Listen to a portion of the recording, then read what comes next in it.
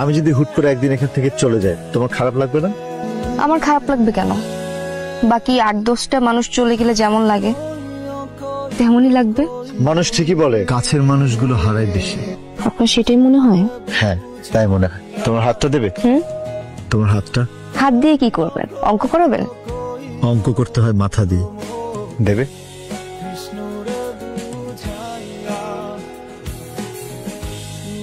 আনিকা, আনিকা, আপনি কি বুঝতে পেরেছেন কি বলেছি? জি স্যার। স্যার আমার একটা প্রশ্ন ছিল। কি প্রশ্ন? আচ্ছা স্যার, যে কোনো কিছুর উপর পূর্ণাঙ্গ দখল রাখলে কি সব হিসাব মিলে যায়? ডেফিনেটলি। আমরা এতক্ষণ ধরে সেই ক্যালকুলেশনই করছিলাম যে পূর্ণাঙ্গ দখল থাকলে হিসাব মিলে যায়, তাই তো? সেটা কি অঙ্কের বাইরে হলেও মিলবে?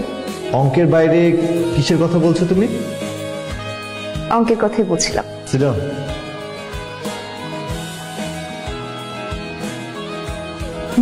স্যারকে অনেক সুন্দর লাগতেছে। ক্লাস শুরু হয়ে যাবে।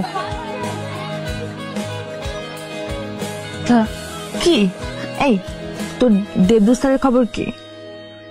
আর দেবদূত উনি তো আমার পাত্তাই দেয় না। তোরে পাত্তা দেয় না? আচ্ছা তুই তার মধ্যে কি দেখছিস? হ্যাঁ, দেখতে কেমন একটা মদন মার্কা। আপা, তুমি একটা জিনিস খেয়াল করছো?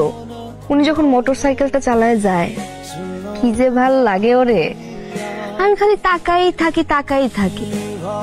আপা, কাকা তো ম্যানেজিং কমিটি সভাপতি।